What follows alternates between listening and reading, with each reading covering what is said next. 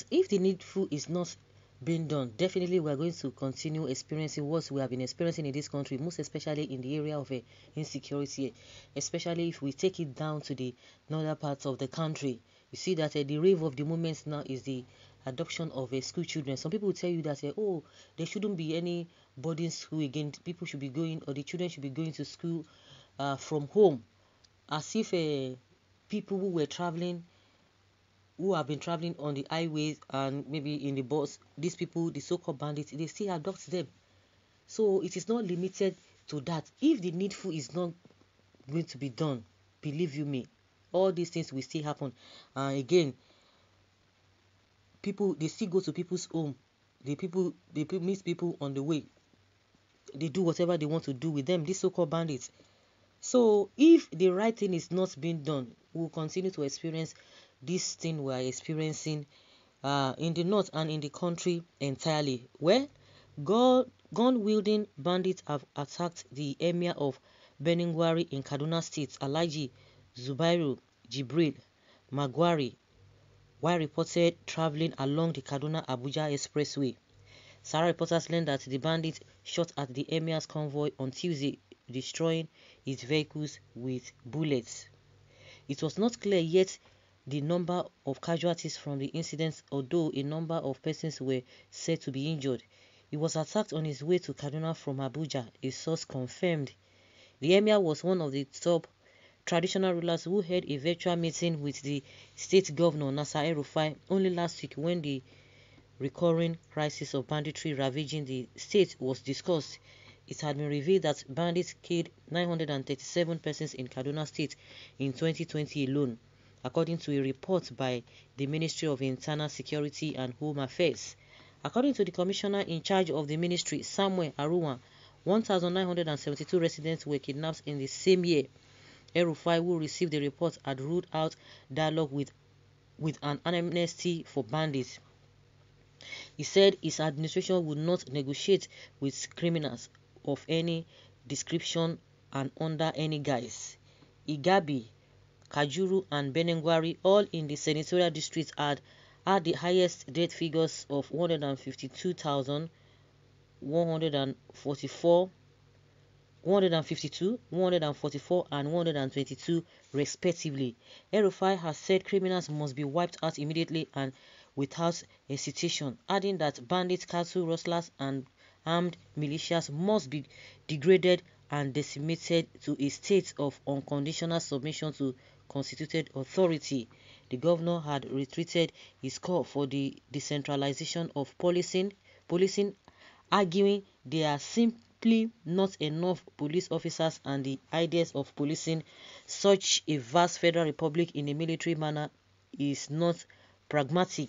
In his report, the commissioner said victims of criminal acts like banditry and kidnappings are to be found across ethnic, religious or political leanings and persuasions. Okay, yes, if the governor has said he's not going to be paying anybody or giving anybody form of amnesty, what are you doing?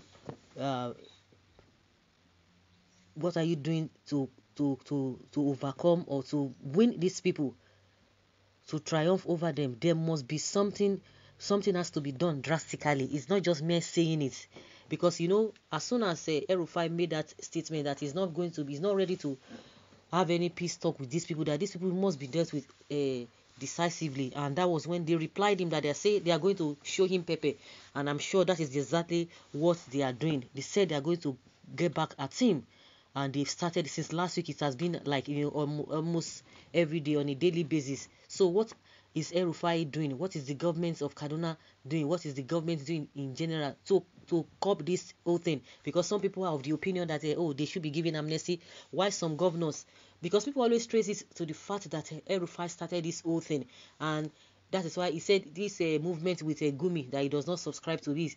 And some of the governors, Zamfara state governor, or Niger, but I can remember vividly from governor of Borno State, he said this amnesty is not working because these people, by the time they tell you that they have repented, they still go back to work with their people, to still go back. So at some point people are like, does it mean it is the government that is just trying to force these people to repent? I remember one of the bandits or Boko Haram. It's Boko Haram because all this whole thing is just tiring. One of them was saying the other time, telling the police officer or the army officer that that is not going to repent. And that was when we now said it's like they are forcing these people to repent, to say that they have repented. And one of the particular criminals said that if there's nothing they are going to do, that the best thing, that if they say is repented, that he himself is not repenting, that he will commit more havoc, that they better allow him to go back to where he's coming from. Up to today, we didn't hear anything again. So on that note, El-Rufai said he's not going to have any dialogue with them, because no matter what you do to them or you give to them, they will still go back. And I'm sure that is what they are trying to do. They are trying to get back at him, because they believe that, you say you are not going to pay us, you are not going to do anything and give us anything, then we are going to show you pay. But what is El-Rufai and the government doing to bring these people down? Because it goes beyond mere talk. At the end of the day, it is the masses, the innocent people, that will be suffering all this whole thing. They are the ones. All this problem started from them, from the so-called government, the politicians. They are the ones who are causing this problem. They have caused this problem, and they are still causing these problems that we have across board. When somebody who is supposed to do the right thing, you will not do it. You begin to create a lot of things.